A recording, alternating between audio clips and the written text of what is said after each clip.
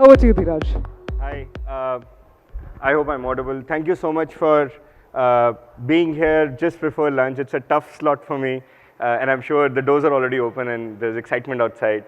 But this is an important topic. I'm going to quickly run through different types of campaigns which you're running. Where are you facing issues? Where are potentially problems which are coming in? Or maybe some myths which you might have thought about when you're planning your campaign strategy. And those are things which I think would be of interest to you. As the fears of recession are coming in, Google, Facebook, Twitter have already shown declines in their ad spend revenues. I think digital marketing for the next few months at least is going to be a topic of a lot of efficiency. And this topic straight away goes into it. How do we drive more efficiency for your campaigns? Simply by doing tech interventions to block out bots. That I think is what my topic is for today. I think we keep interacting with bots every day in our life. We keep seeing bots doing bookings for us. Alexa we interact with. We do voice bots where we chat with a bot. And it obviously amazes us how bots are able to simulate a human being. But then the moment we plan our digital campaigns, all those bots disappear from our lives, from our radar. We suddenly feel that my campaigns are safe, my campaigns don't have bots. How is that possible?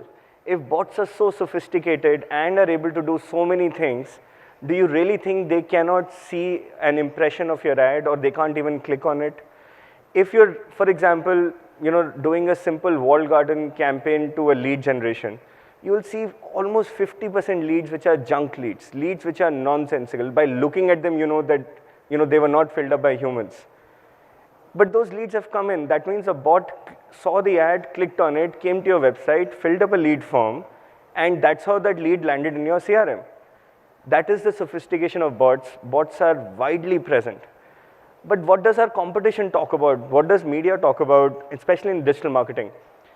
If you were to look at reports released by some of our competitors, they're saying 1% fraud, 2% fraud. Is that really believable? Is there actually a situation where there is so much bots everywhere in the world, but suddenly your campaign has superpowers that it only has 0.5%, 1% fraud? That's not possible. Fundamentally, the amount of fraud is north of 20%. And it's important to understand how to look at fraud and how to realize the fraud. We all deal with it on a daily basis, but the current technologies don't really work, and that's where mFilterIt comes in. I'm going to talk through 3 types of campaigns which this audience might be running. As mFilterIt, we cover all these type of campaign styles. So depending on which one is of focus to you, I'll touch on those. So for example, if you're running app marketing campaigns, you're paying on installs or events, you are typically using an attribution platform, AppsFlyer, Branch, Adjust. Many of these attribution platforms have fraud detection baked in. I interact with a lot of you, and a lot of you said, my fraud detection is already there on the attribution platform. Well, guess what? It's not working. Attribution platforms have an inherent conflict of interest. They make more money by tracking your installs than by doing fraud analysis. For them, they would actually be happier not marking anything as fraud. They just do enough so that you feel comfortable. That's the hard story. We have a lot of customers who have tried all of these, have come back to us and realized that there is substantial fraud which is getting missed out by current fraud detection technologies. This is a live case of one of the largest fashion apps in this country who just last month came back from AppsFlyer, came to us. AppsFlyer was marking 5% fraud. Peanuts, nothing. The actual amount of fraud was north of 50%. That's the amount of savings which is available for all of you, which is recoverable money in the bank, which you can invest for more campaigns, more ROI, especially in this time of recession. What about Adjust? This is Rain. Rain is one of the largest cryptocurrency. It's Bahrain bank funded. Massive amount of fraud. At one point, fraud which we were looking at was 90%, and the customer was able to see that the backend CRM numbers, orders were not making any sense at all. Almost all of it was junk. And some of our competitors were flagging 5% fraud. That's it. That's the amount of differential we are talking about. We're not talking about 2, 3, 4, 5%. We're talking about 90% compared to 5%.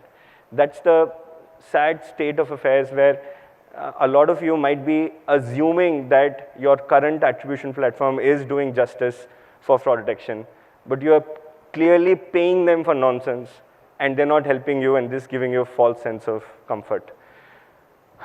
Same branch, large difference. This is one of the top crypto exchange in India. They looked at their backend numbers. They found non-stop email IDs repeating, dheeraj1@gmail.com, dheeraj2, dheeraj3, dheeraj4, dheeraj5. List of email IDs which is not making sense. They asked us to come in, do an audit.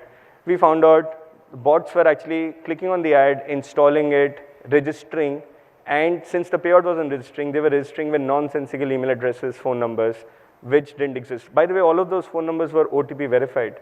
So if you were thinking that, my registration process has an OTP, I'm safe, that's not the case. There is a whole concept of disposable phone numbers where I can have 100,000s of phone numbers OTP verified for registration into your app. But that's the amount of differential we are talking about consistently. But then, a lot of times I interact with a lot of you today, and a lot of them said, Dheeraj, fraud detection impacts scale. Publishers come to me. Obviously, if you're going to deduct 90%, that publisher is not going to stick around pretty long. Fair enough. 90% is pretty bad levels of fraud. Should you actually be working with that publisher or not? But then the question is on scale. Does it impact scale? One of the largest buy now, pay later platforms worked with us. Their publishers came back saying, mFilterIt is stopping scale. That's a myth. We said, okay, we will not send our reports. We'll keep processing the background. And let's see if the publisher scales up. The publisher did scale up. Almost 50% more installs the next month without mFilterIt. Sounds like a good story. But then when you actually went back to hard events, actual money in the bank, actual purchases, actual subscriptions, that actually had scaled down. Because the fraud detection was not being used, publisher was able to jump in a lot of bot installs, but actual money in the bank actually went down. Massively it went down.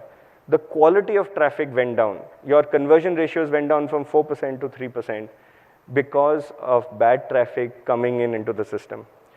So yes, did the scale at install level get impacted? Yes, but that's the whole point of fraud detection. But did the scale get impacted on events, which is where your revenue is, which is where your money is, which is where your ROI is? No, it didn't.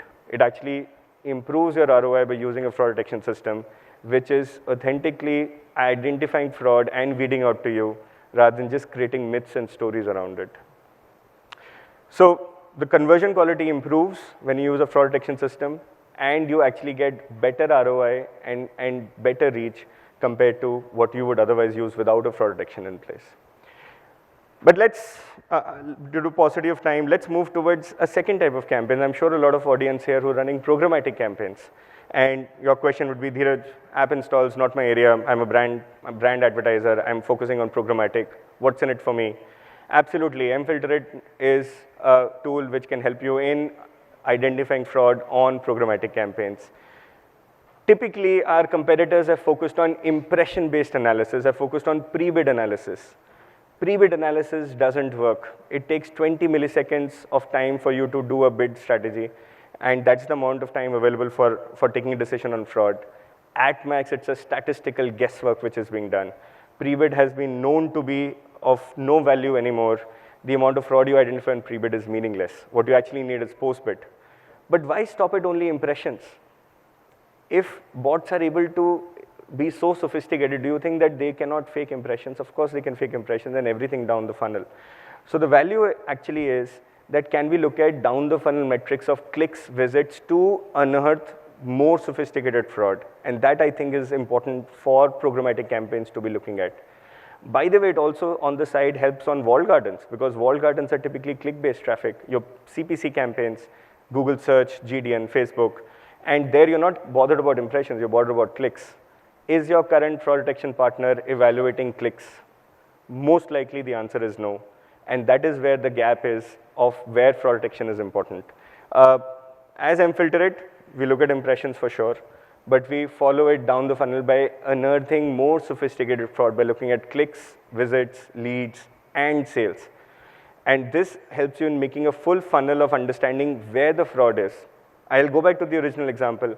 There are bots which are clicking and filling up a fake lead from walled gardens, and you see 50% junk leads in your CRM every day. That means that that is where you actually realize that it is a bot, right? The impressions didn't do anything, the clicks didn't do anything.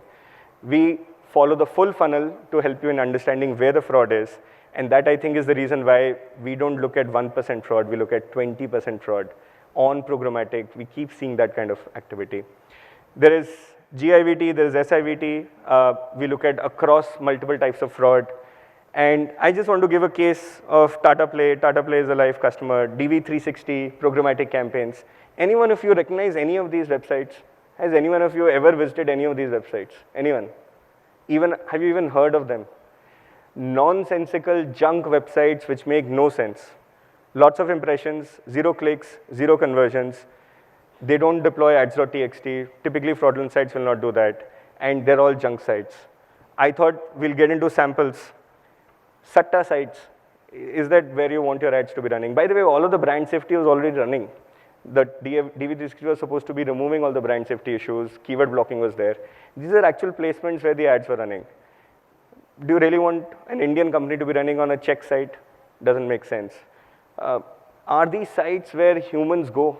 Are these sites which your audience will engage?